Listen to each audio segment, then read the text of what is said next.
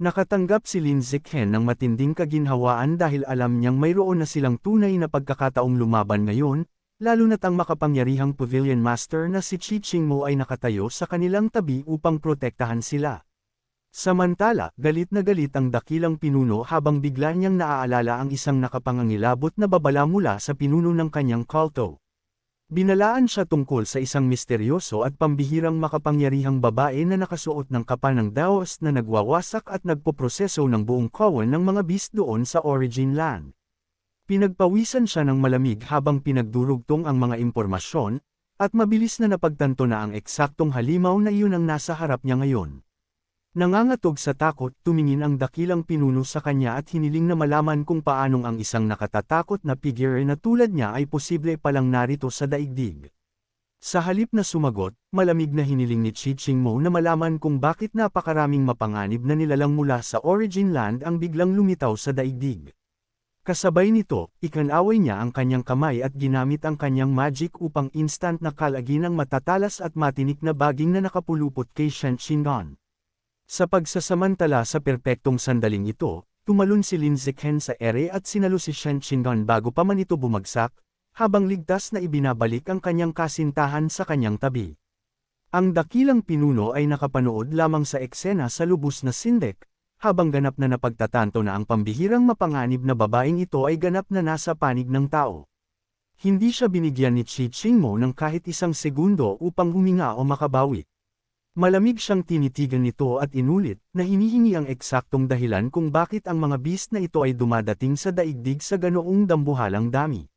Sa ilalim ng kanyang nakatatakot na presyon, inamin ng dakilang pinuno na ang kanyang pangkat, ang Plant God Cult, ay nagbukas ng isang panibagong biological pathway upang i-connecta ang Origin Land sa daigdig.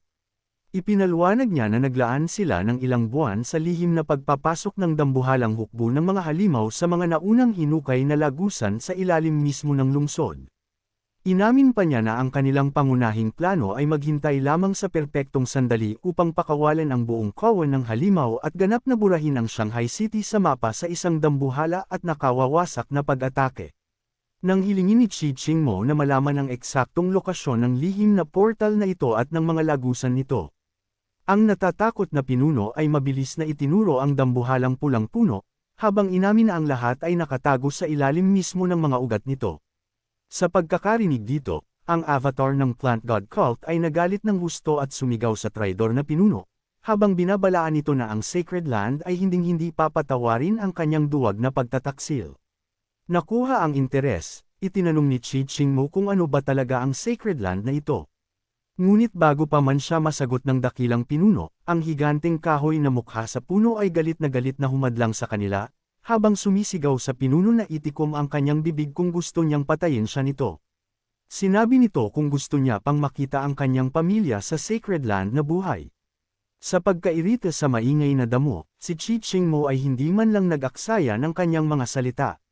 Sa halip, nagpakawala siya ng isang nakatatakot na agos ng mga banal na apoy na instant na nagsunog sa dambuhalang puno upang maging abo. Dahil dito umulan ng dugo sa lugar kung nasaan si Chi Chingmo. At sa kasunod na segundo, madali niyang ginawang isang maayos at kumikinang na pulang pil ang buong life essence ng Colossal Beast. Sa pagkasaksi sa hindi kapani-paniwalang tanawing ito, ang pinuno ay ganap na nagulat, dahil hindi niya mailagay sa isip kung paanong ang babaeng ito ay casual lamang na nagwasak ng isang mataas ang antas na Calamity Class avatar na parang wala itong iba kundi isang karaniwang damo sa hardin.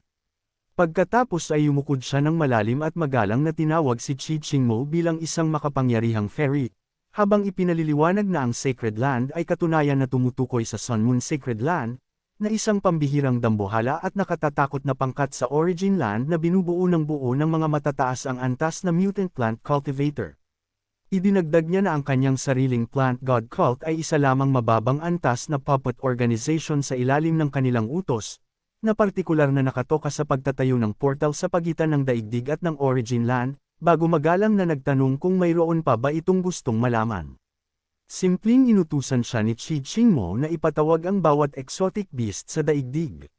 Sa pagramdam sa isang maliit na bahagyang pag-asa, nagmakaawa ang pinuno na malaman kung patatawarin ba nito ang kanyang buhay kung makikipagtulungan siya, at kalmadong sumang-ayon si Chi Chingmo na hayaan siyang mabuhay. Sa pagnanais na iligtas ang kanyang sarili, mabilis na inilabas ng dakilang pinuno ang isang nakatatakot na pulang rosas at nangakong ilalabas ang bawat isang nakatagong beast kaagad. Pagkatapos ay inaktibo niya ang kakaibang aparato, na nagpadala ng mga nakatatakot na pulang shockwave ng enerhiya sa mga nasirang kalye ng lungsod upang i-trigger ang dambuhalang pagpapatawag.